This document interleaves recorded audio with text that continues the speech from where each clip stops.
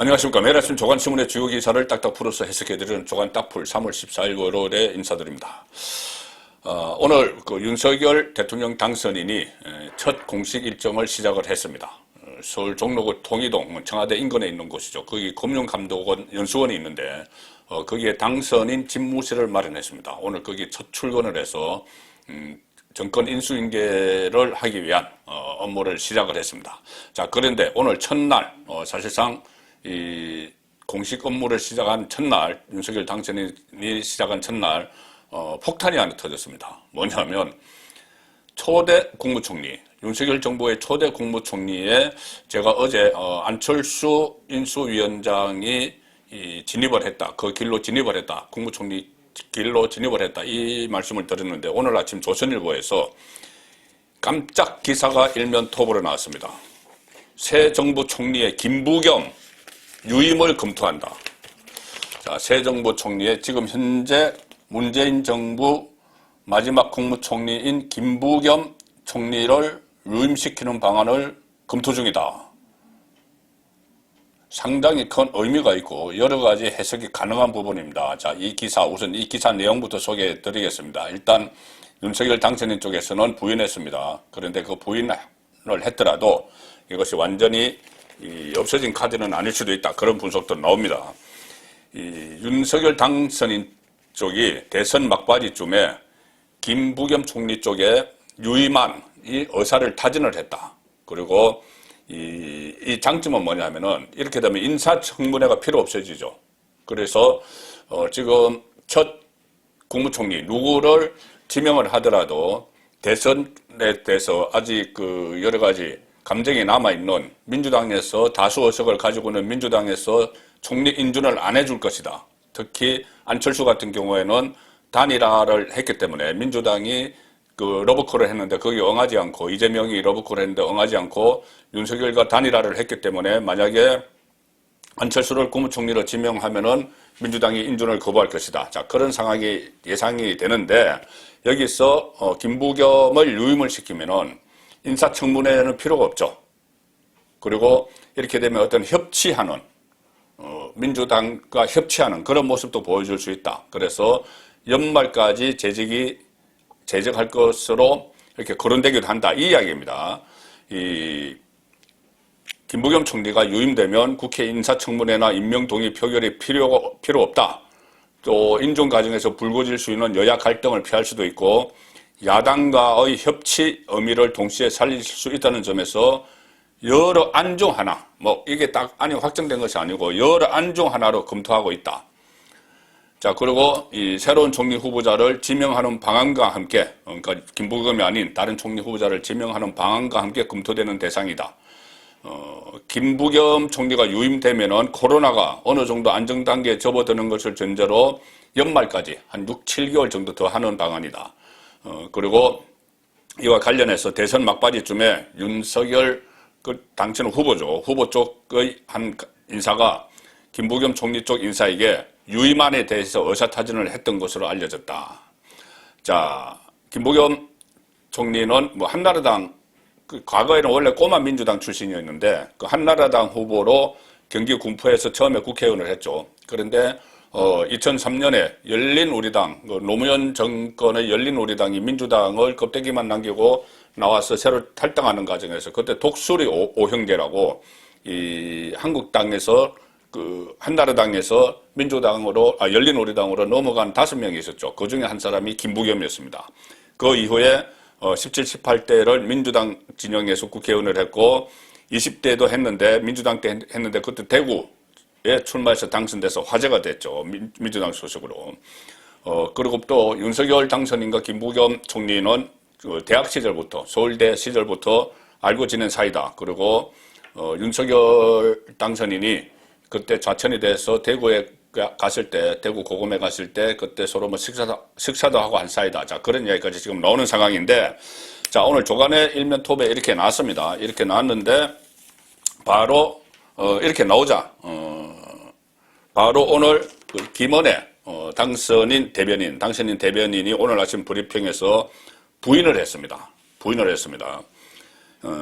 김은혜 대변인의 말입니다. 김부겸 총리는 덕망이 있고 존경하는 분이다.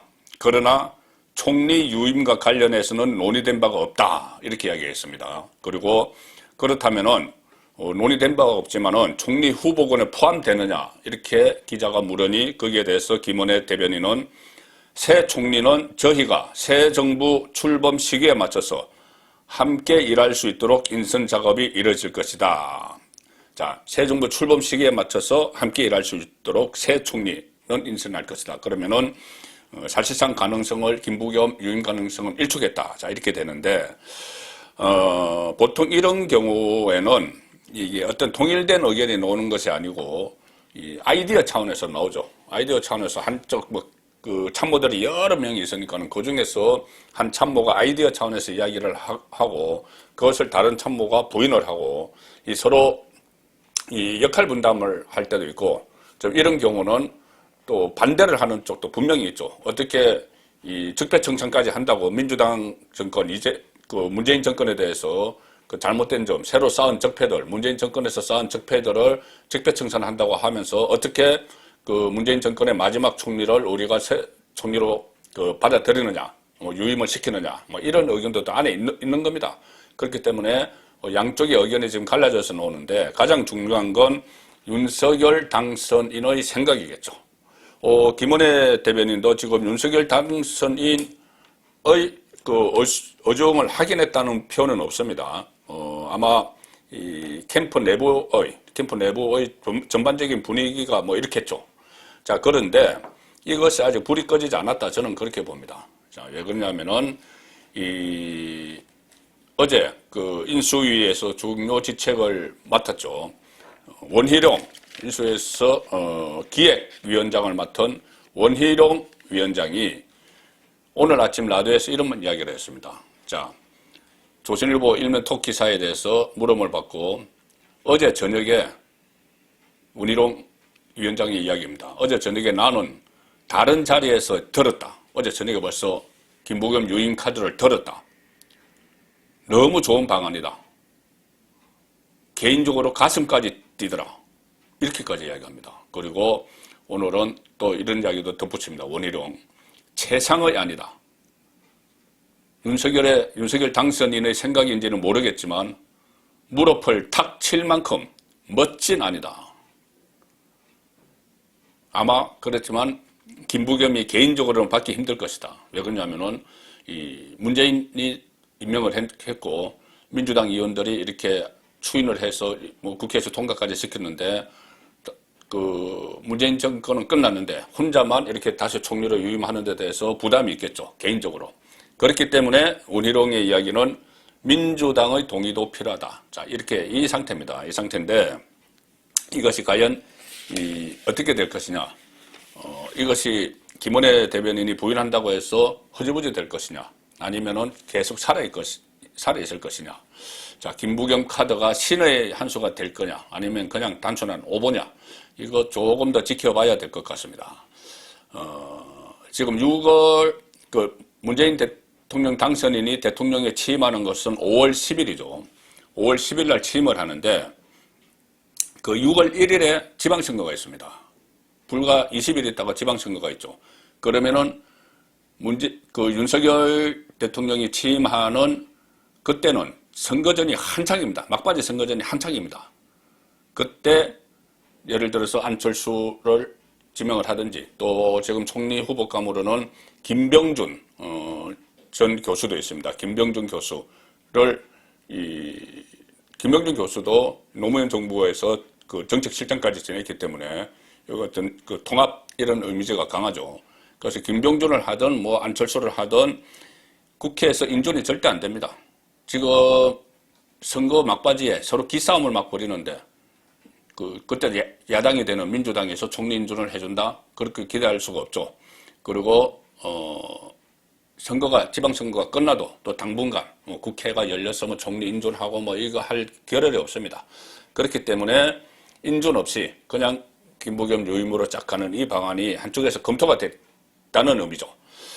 자, 그리고 김부겸이 연말까지 유임을 하게 되면은 지방선거 후에 또 전국도 어느 정도 정리가 될 것이고 무슨 정계 개편 이런 것도 일어날 수가 있습니다. 그렇기 때문에 좀 그 여유를 갖는다는 차원에서 김부겸 유임 카드가 지금 나오고 있는 것 같고, 만약에 김부겸이 어느 정도 하고 나서 그 다음에 누구를 내세우면은 그때 민주당, 야당이 되는 민주당이 무조건 반대할 수는 없는 또 그런 상황도 예상을 할 수가 있겠죠.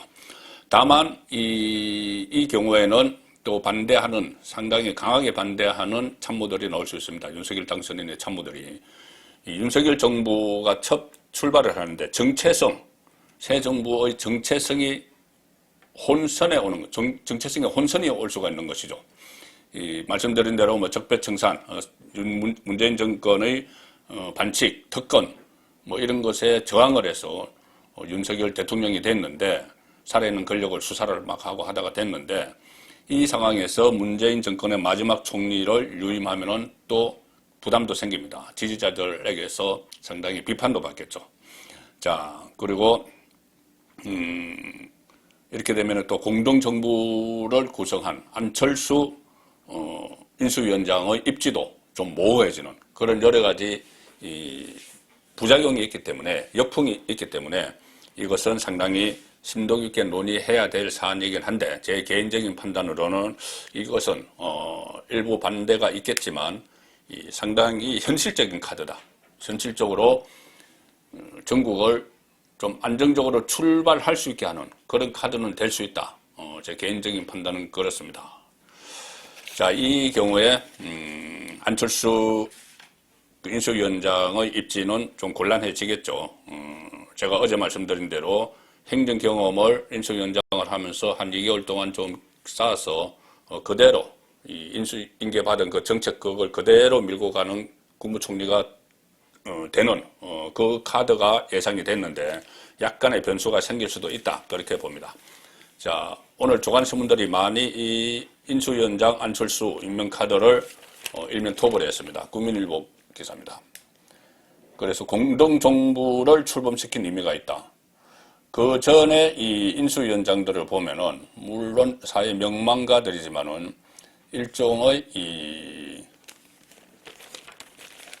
뭐라고 할까요? 그 국무총리도 대독 국무총리 이런 것이 있죠. 어떤 사회적 명망가지만은 실질적인 권한을 막 행사하거나 그러진 않는 그런 스타일이 지금까지 많았다는 겁니다.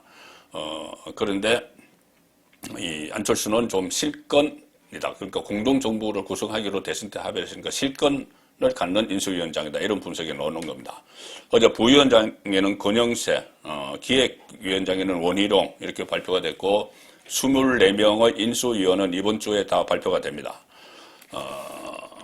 그리고 그 실무위원 또 자문위원 이렇게 해서 한 150명 정도가 인수위에 들어가게 되고, 그 사람들이 새 정부를 꾸릴 때 내각에도 들어가고 공공기관에도 가고 청와대도 들어가고 그렇게 지금까지 해왔는데 다만 이 인사 부분에 대해서는 여러 가지 변수가 있습니다.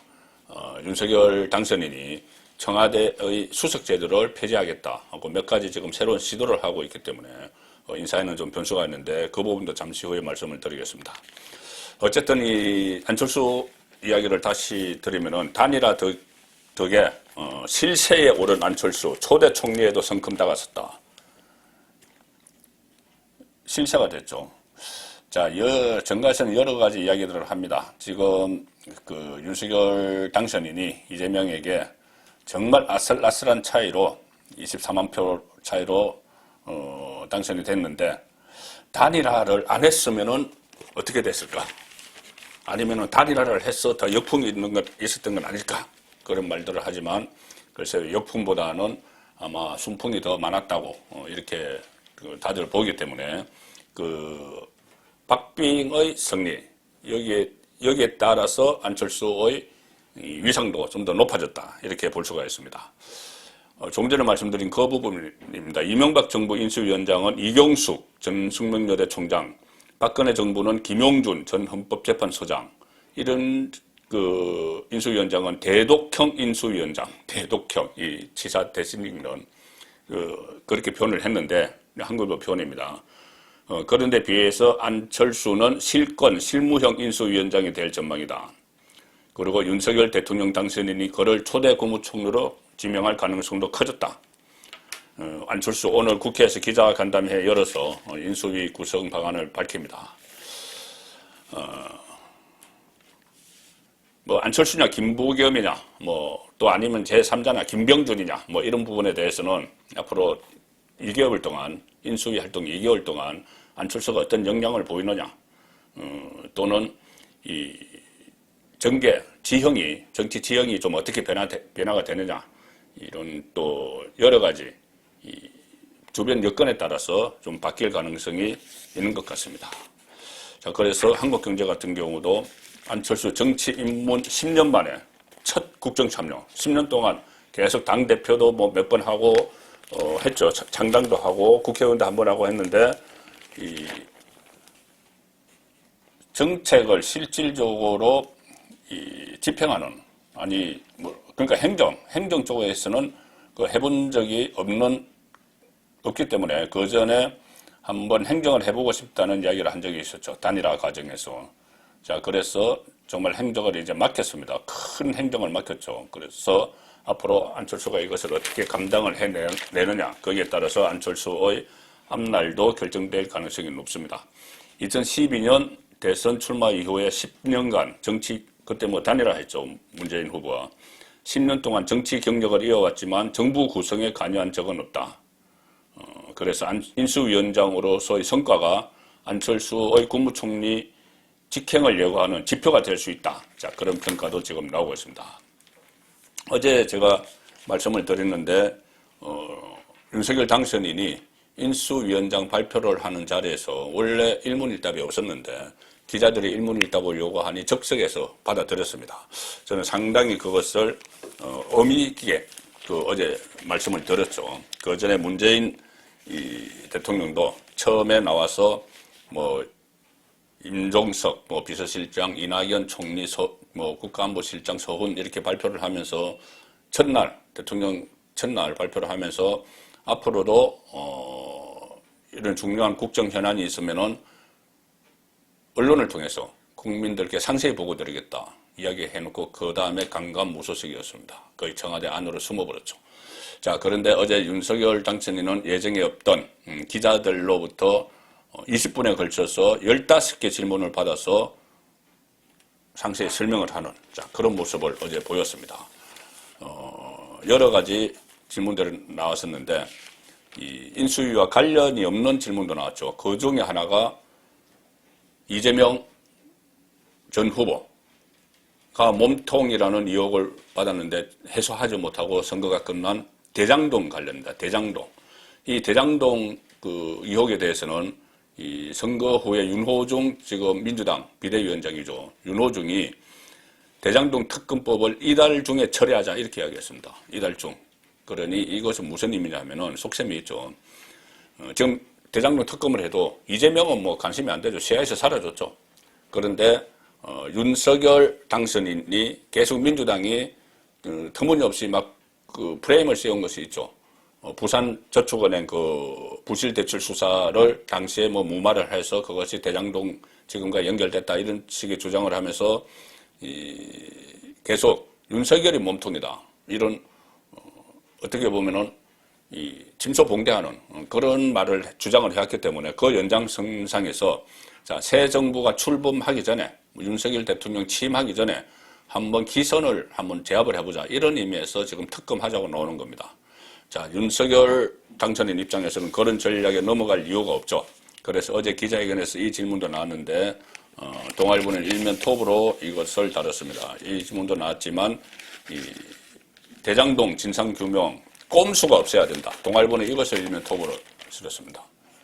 그 대장동 진상규명은 분명히 해야 되는데 꼼수가 없어야 된다. 지금 제가 말씀드린 그런 게 꼼수죠. 대통령 취임하기 전에 무슨 뭐 특검을 뭐 문제를 논의를 해서 뭐 이렇게 이슈화 시키려고 하는 것, 엉뚱한 방향에서 이슈화를 시키려고 하는 것, 그런 건 꼼수죠.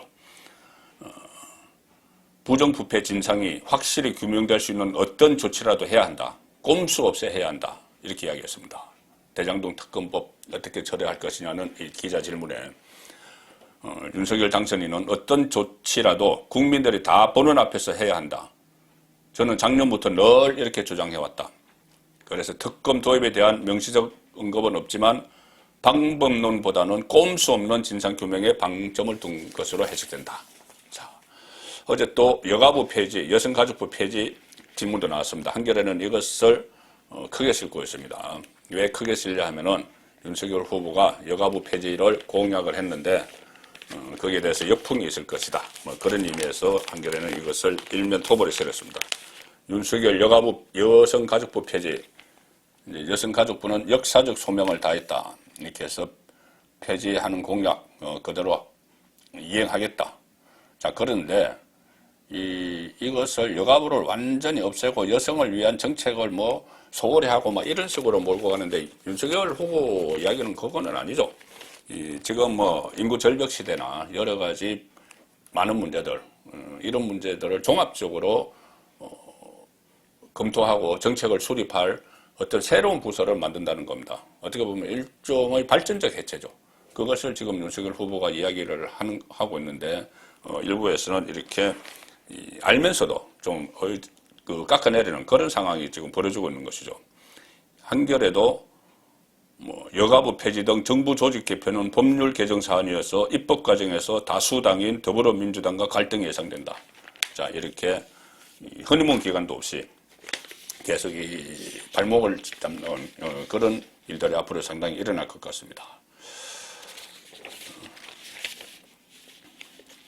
그리고 이 대통령 인사권 행사에도 지금 좀 변화가 예고되는 그런 상황도 어제 그 일문일답에서 나왔습니다. 그 매일경제신문은 이것을 일면 톱으로 실었는데 윤석열의 지역 안배 인사, 국가 발전 도움한다. 윤석열 당선인이 이야기한 겁니다. 지역 안배 인사는 국가 발전에도 도움이 안 된다. 지금까지 보면은 뭐 여성 할당제, 뭐 지역 안배 이런 이야기들이 계속 역대 정권마다 다 있었죠. 그런데 그런 틀을 깨고 능력 위주 인사를 하겠다는 이야기입니다. 능력 위주 인사를 하겠다는 것이고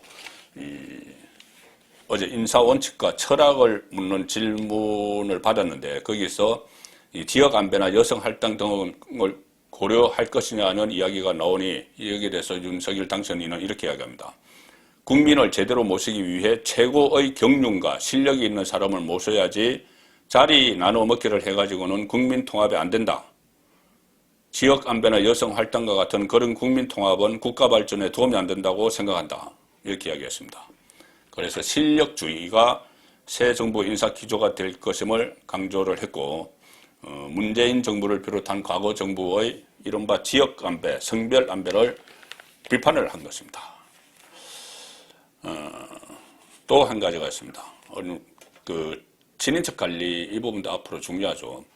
지금 특별감찰관제라고 청와대에 있었습니다. 대통령의 친인척을 상시 감사하는 특별감찰관 제도가 박근혜 정부에서 처음 시행이 됐는데 문재인 정부 들어서는 단 한 명도 특별감찰관제를 두질 않았죠. 이 대통령의 사촌인의 친인척, 청와대 수석비서관 비위를 상시 감찰하는 기구인데 이 윤석열 당선인은 문재인 정부가 중단시킨 특별감찰관 재가동을 하라 이렇게 또 지시를 했습니다. 친인척 비리 같은 것을 또 수석비서관들, 그런데 수석비서관제는 없애기로 했기 때문에 그에 상응하는 직위가 있겠죠. 그에 상응하는 직위에 대한 상시 감찰을 하는 감찰기구도 두겠다. 윤석열 당선인이 특별감찰관제 재가동을 통해서 자신의 처가 관련 리스크에 대해서도 동일한 잣대를 적용할 것이라는 그런 평가도 지금 나오고 있습니다. 조금 전에 제가 말씀드린 이 대장동 이야기를 말씀드렸는데 이 대장동뿐이 아니고 사실 윤석열 정부가 들어서더라도 이 이재명 전 후보를 둘러싼 여러 가지 의혹들이 있었죠. 대장동 외에도 뭐 성남 FC 후원금 문제, 또 법인카드, 경기도 법인카드 사적 유용, 공무원들을 마치 뭐 시중을 들게 하고 또 아파트 옆집에 그 공약 개발팀, 비선 공약 개발팀을 입주시켰다 이런 의혹까지 막 있었습니다. 가장 중요한 것은 변호사비 대납도 있었고 가장 중요한 것은 선거 막판에 녹취록이 공개된 게 하나 있었죠. 재판을 거래했다는 의혹입니다. 재판 거래 의혹. 이재명이 이 선거법 위반을 받고 있었고 혐의를 받고 있어서 대법원 판결을 남겨두고 있었죠. 그때 대법원에서 2심처럼 유죄가 확정이 되면은 대선에도 출마하지 못하는 그런 상황이었습니다. 그리고 그때 은수미 성남시장은 정치자금법 위반 혐의로 또 마찬가지 처지가 있었죠. 자, 그때 이재명 쪽에 백모 전 수행비서가 은수미 비서관과 통화를 하면서 녹취록에 나와 있습니다. 대법원을 거의 다 싹 정리해놨다. 그러니까 대법원의 로비를 다 해놨다. 자, 그런 이야기를 한 것들. 그리고 그 이후에 또 다른 그 참모가, 이재명 쪽의 다른 참모가 또 은수미 비서관과 통화를 하면서 재판 결과가 뭐 8대5로 나올 것이다. 뭐 이렇게 미리 다 알고 있었던 그런 이야기들. 자, 이런 부분들은 엄청난 문제죠. 그것이 사실로 드러나면은 사법부 전체가 발칵 뒤집힐, 국가 전체가 발칵 뒤집힐 문제입니다. 대법원이 로비에 의해서 특정 사건에 대해서 무죄를 선고를 해줬다. 이렇게 되는 거죠. 자, 이런 부분들이 바로 윤석열 후보가 이야기했던 적폐입니다. 문재인 정권에서 새로 산 적폐입니다. 이런 적폐들을 청산을 해야죠. 정치 보복이 아니고 이런 문제들을 진상을 밝혀내야 됩니다. 도대체 어떤 일이 문재인 정권 5년 동안 있었는지. 자, 그래서 이것과 관련해서 새 정부가 들어서면서 주목되는 인사가 하나 있습니다. 바로 검찰 간부 인사죠. 검찰 간부 인사. 지금은 김호수 검찰총장 임기가 남아 있습니다. 그 문재인 대통령의 핵심 측근이죠. 김호수의 임기가 남아 있지만 어떤 식으로든 이게 정리가 될 겁니다. 검찰 조직이. 역대 정권에서 다 그렇게 해왔죠. 뭐 검찰총장이 스스로 뭐 물러나거나 뭐 그런 경우가 많죠. 그래서 이 검찰 고위직부터 역대 정권도 정비를 했습니다. 그 이명박 대통령 같은 경우는 취임 후에 2주 만에 검찰 인사를 단행을 했고 박근혜 전 대통령도 40일 만에 단행을 했습니다. 문재인 정권도 취임 후에 8일 만에 그때 이영렬 서울중앙지검장 그때 해식비 논란이 있었죠. 비롯해서 2명의 검찰 간부를 교체하는 그런 취임 8일 만에 이 검찰 인사를 단행을 했습니다. 그래서 검찰을 먼저 정비를 하는 그런 일이 있었기 때문에 이번에도 검찰 요직에서 추미애 사단, 이른바 추미애 사단, 이성윤 전 서울중앙지검장, 지금 서울고검장이죠. 이런 추미애 사단이 물러나고 윤석열 사단이 복귀할 거다. 자, 그런 예상들이 많이 있죠. 핵심은 한동훈입니다. 한동훈. 몇 차례 좌천을 당했다가 지금 이 사법연수원 부원장으로 가 있죠. 윤석열 후보 시절에 이 한동훈에 대해서 독립운동을 한다는 이런 표현까지 했습니다. 그래서 한동훈이 복귀를 할 가능성이 높은데 지금 처음에 민정수석 이런 이야기를 했는데 민정수석 폐지를 한다고 하니 청와대 안에 다른 조직에 민정수석 역할을 하는 조직으로 갈 수도 있고 아니면은 이 법무부 검찰국장으로 가서 지금 법조계와 정가에서 놔두는 이야기들입니다. 법무부 검찰국장으로 가서 이 검찰 인사, 법무부 검찰국장은 검찰 인사를 하죠. 검찰 인사를 원상 복구시킬 것이다. 자, 그런 이야기도 나오고 서울중앙지검장을 맡아서 문재인 정권의 켜켜이 쌓인 이 적폐를 수사할 것이다. 또 이런 이야기도 나옵니다. 이 한동훈 검사장은 박근혜 이명박 정부 보수정권 적폐몰이 수사를 했죠. 1심에서 했죠. 그런데 이번에는 다시 문재인 정권 적폐 수사를 할 가능성이 높아졌습니다. 어떤 식으로든 직간접적으로. 자, 형평성 이런 것을 이야기하는 것이 아니고 어떤 보수 진보 이야기도 아니고 사회 정의, 공정, 정의의 가치에서 수사를 만약에 하게 되면 해야 되고 그런 절차는 새 정부가 출범하면서 모든 것을 없던 걸로 덮을 수는 없겠죠. 변호사비 대납 의혹이나 특히 재판 거래 의혹 이런 것들, 대장동도 마찬가지고 또 문재인 정부에서 저질렀던 이 울산시장 청와대 불법 개입 의혹, 원전 경제성 조작 의혹 이런 것들도 수사에 미진한 부분이 있으면 다 마무리 짓는 그런 작업도 필요할 것 같습니다. 조간 따풀이었습니다.